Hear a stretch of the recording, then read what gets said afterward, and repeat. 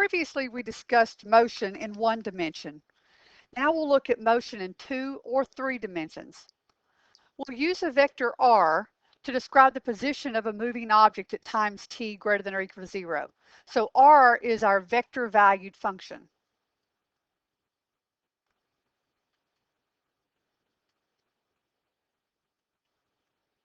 And it's represented as a vector r of t equal to either f of t, g of t, h of t, or sometimes just x of t, y of t, z of t.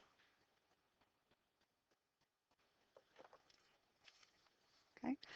The r describes a curve that's called the path or the trajectory of the object.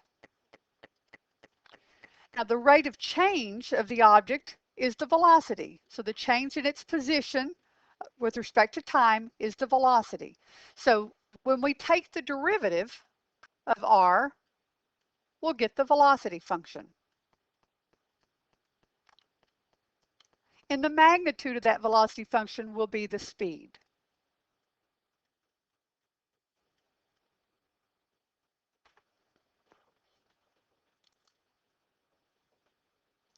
So let the position of an object in 3-dimensional space be given by r of t equal to x of t, y of t, z of t for t values greater than or equal to 0. The velocity is just r prime of t, and you find it by taking the derivative of each of the 3 components. The speed is the magnitude of the velocity, which can be found by getting the magnitude of that vector, which is the square root of x prime squared plus y prime squared plus z prime squared. The acceleration of the object will just be the derivative of the velocity. The rate of change of velocity is acceleration. It's also the second derivative of the position function.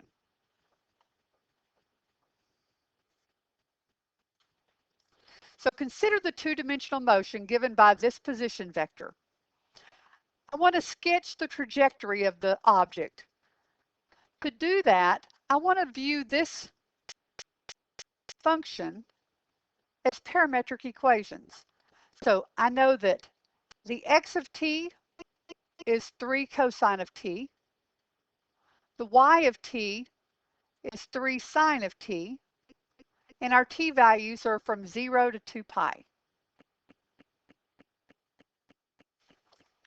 Now, if you remember when you studied parametric equations before, you can rewrite these into an equation with x's and y's into rectangular form by eliminating the t.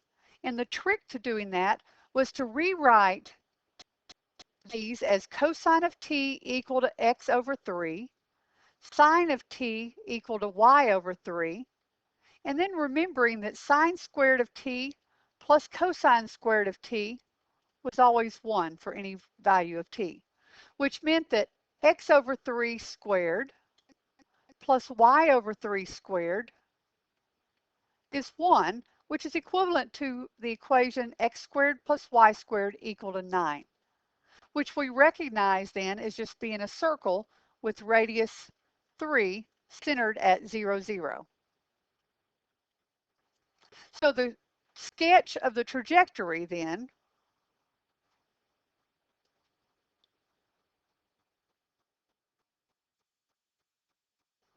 would be something like that. So we've got radius of 3. Okay.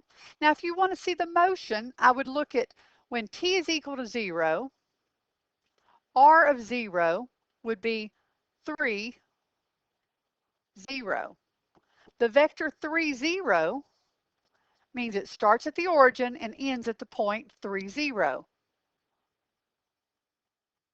Okay, so that's r of 0. R of pi over 2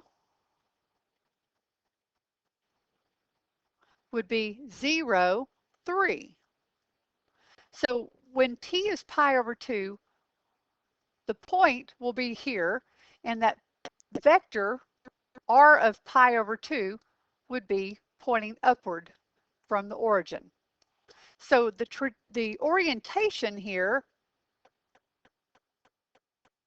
the direction of motion is counterclockwise. Okay, now I want to find the velocity and the speed. Well, we know velocity is just the derivative of the position vector. Just -3 sine of t, 3 cosine of t, and the speed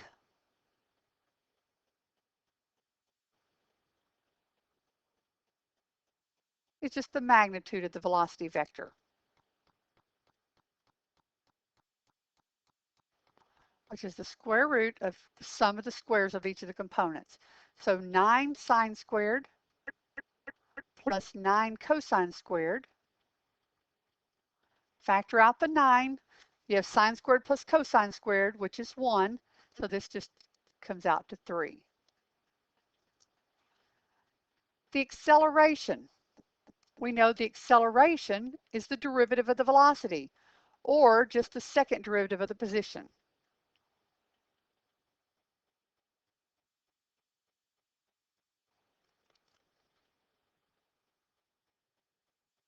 Which will be -3 cosine of t, -3 sine of t. Now notice here that that's the same thing as just negative cosine t sine t, with 3 still there, which that's the same thing as my r of t. So that's just negative r of t. So we'll see that here when we graph some of these. Okay, so now let's graph some of these vectors. I'm going to find the position, the velocity, and the acceleration at these times at t equals 0, t equal pi over 2, t equal pi, and t equal 3 pi over 2.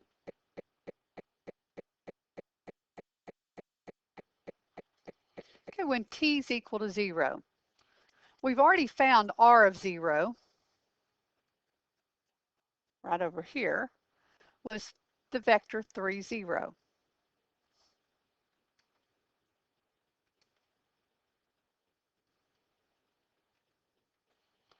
V of 0, the velocity,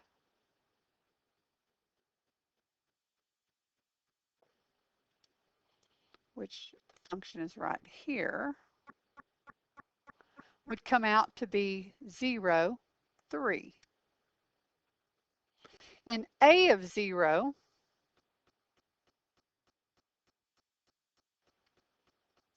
is just negative the r, so it'll be -3, 0.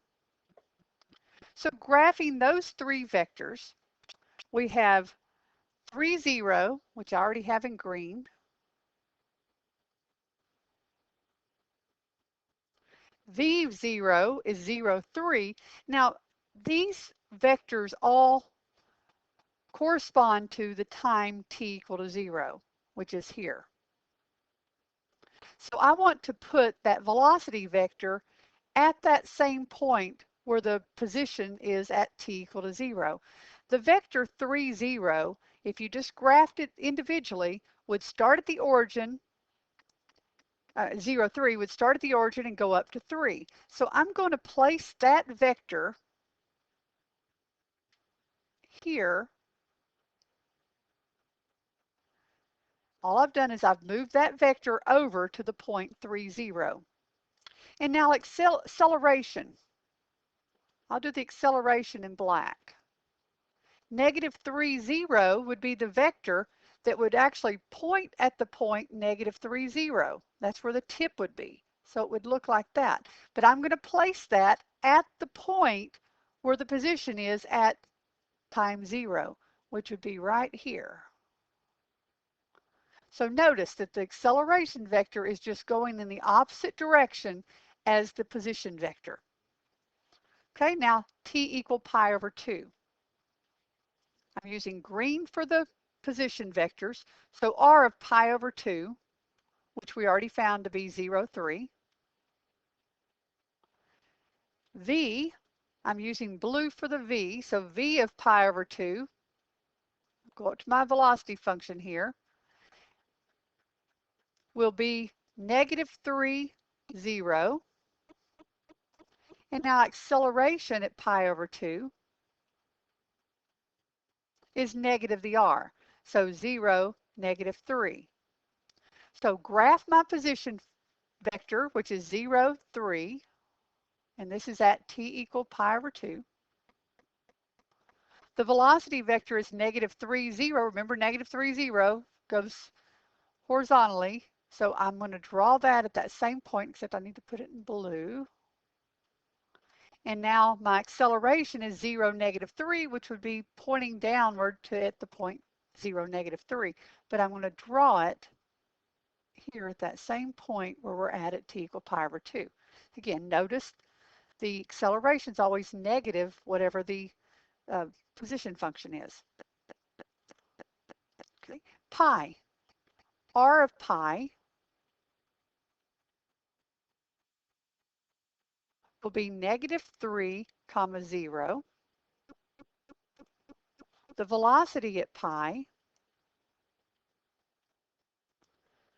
will be 0, -3, and the acceleration at pi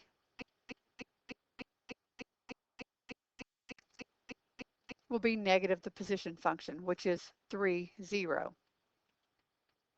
So 3, 0 goes to the right and ends at the point 3, 0, but I'm going to place it here where the position function is. Let's see, our position function is -3, 0, which would be here. Our velocity is 0, -3, which would be this vector. And then I've written over my acceleration would be this way. And then finally, at the last time, t equal 3 pi over 2.